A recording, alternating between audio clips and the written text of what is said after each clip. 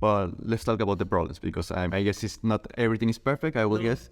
So, for example, from what I read is that a lot of the polemic or the controversial aspects is precisely that the fact that maybe many of the results don't seem to have like an experimental confirmation. So I don't know what will be your opinion about, because some people even argue that it's a bit controversial to actually call it science in the sense that normally one associates science to experimental results. But what is your opinion? Well, my opinion is that, it's true. It's true that we don't have any precise measurable predictions of string theory. This is certainly true. But it's also true that every string theorist is aware of this problem.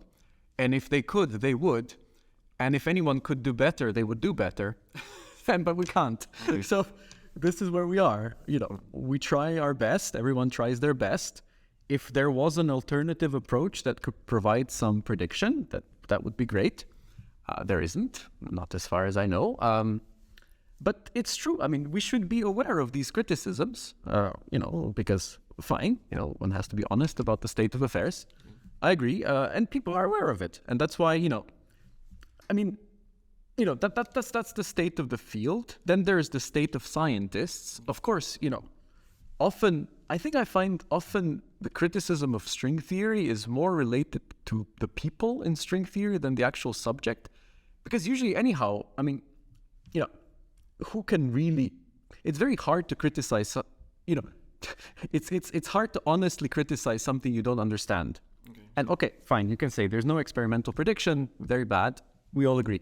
But often I think what is also criticism is that the field was oversold, that it promised to solve all the problems, that, the mass of the electron would be calculated within, a few years. Yeah, I don't know when this was promised, probably before I was born. And I think that's also true. But these are sociological, psychological problems of scientists. Mm-hmm. The way science works, you have to, it's very hard to ever get a job or any kind of funding if you don't promise something. Mm-hmm. That's unfortunately just the way the system works. But people are aware of this, and these are problems, as we said, and, people are trying to address them. And I think, I don't know if anyone is today calculating the mass of an electron. Maybe people are still trying. It would be nice, of course, that would be a huge revolution. But, I think there's been a sort of a step back and said, okay, well, we've learned a lot. We know something. We have toy models. It may be the final theory of everything. We don't know. Maybe not. Probably not, right? Probably there will be some aspect of this that we have so far overlooked. Who knows? And, we use it the best we can. We use it to learn about other things. We use it to learn about itself. There are many people. Within high energy theory, it's still a fairly large field. People are working on different aspects of it. But I can, assure the viewers or the listeners that people are aware of these criticisms. Okay. And that, that they would like, that they are being addressed, and if anyone could do better, they would. Okay. Now, when you say if this is science or not, well, I don't know. It's a question. I often think, of course, people will often say physics is an experimental science. And, that's nice. Yes, of course. Ideally, you make a prediction, you go to your lab and you measure it. Then what you can say is, of course, well, sometimes it takes a long time. The length of time is undetermined in advance. So you don't know, right? You can predict the Higgs boson. It will take 50 years and it will be seen. Or you can predict a particle that has mass very close to the Planck mass, and it may take millions of years to see. Who knows, right? This is unknown. I think there always has to be space for this kind of fundamental science where, you're not pressed to present a measurable result tomorrow. So, okay, fine. So, string theory can certainly make many predictions. If anything, the problem is that it makes too many predictions. And we don't know which one of those is right. Okay, so that if anything, that's its problem. And the question is, which one is the unique prediction? That we have no idea. So it's the uniqueness of the prediction that's really a problem. And then you could say, well, but, maybe physics is also just a study of the fundamental laws of nature. What if some of those things simply aren't experimentally measurable? there are various ideas out there, which, I mean, you can call them non-scientific, I don't know, but it could be that there are many universes. It could be that the laws of, that the mass of the electron is slightly different in all of those. We just happen to be in one of them. Why we're in that one, we may never know. We may know some, this is simply not known. So what I'm trying to say is that I think there's certainly a not unlikely realm of possibility that there are certain things which are fundamental to our understanding of the fundamental laws, which are simply not measurable. As soon as you have relativity, for example, it gives you limits on how much you can know. For example, the fundamental aspect of relativity is that the speed of light is constant. All right? So, very simple thing here. So, the distances in your space-time in the early universe can grow much, much, much faster than the speed of light. That simply means that your knowledge of, even in principle, ever being able to access any part of that space-time is getting more and more and more limited. And this is exactly what's happening in our universe. Our universe seems to be expanding very rapidly.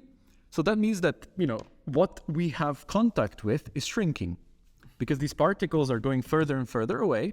So we're in the future we'll be, exposed to less and less of it because they'll be outside of our horizon. And,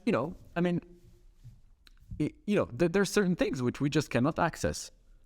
It could be, I think, if it comes down to the question of many universes, what are the masses of electrons in these various universes? Is this important to understand, everything? I don't know. It could be that in principle this is not knowable because you will never be able to go to those universes and try that out. And, and for example, I don't know, do a statistical sampling of different masses of electrons. I'm now, talking randomly, but I think that we should be aware that, having access to experiment is a luxury, perhaps.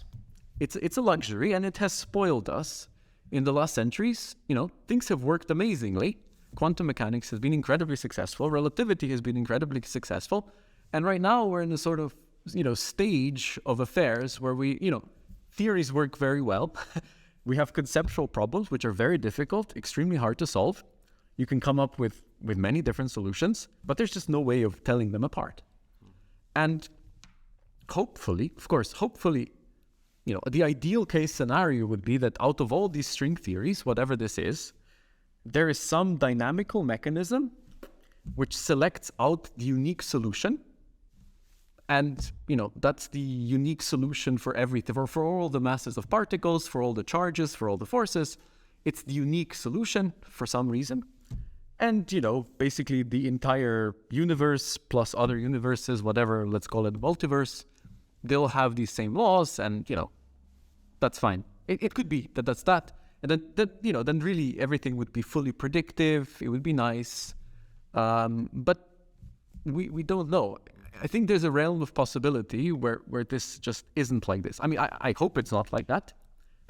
But so I would rather define physics as something that tries to find the laws of nature. And, ideally, of course, everyone is very happy if this is experimentally measurable. But we'll see. I don't know. I think we simply don't know at this point.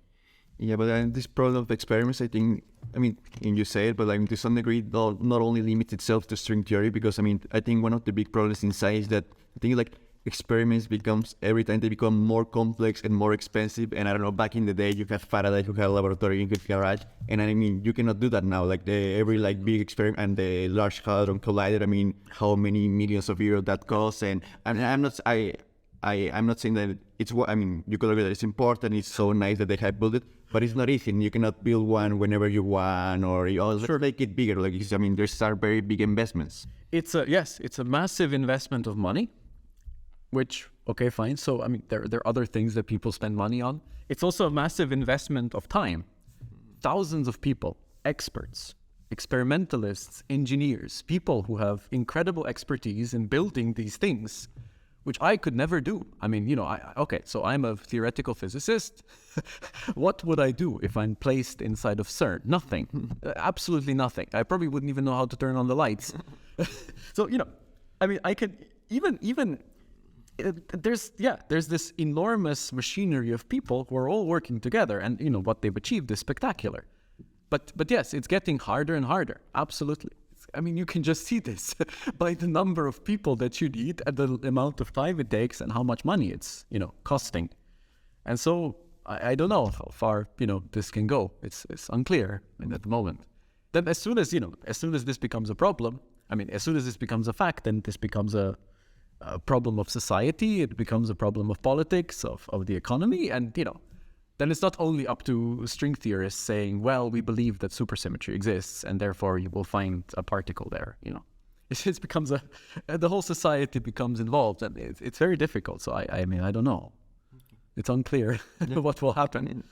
They could decide to stop funding this, which I think would be a huge mistake, because we don't have any other approaches. I mean, except building a bigger collider. I don't see any other approaches to really, going up in the frontier of masses of energies. But who knows? I hope that they will build something bigger at CERN, yeah. Okay. Simply because I don't know what else they could do.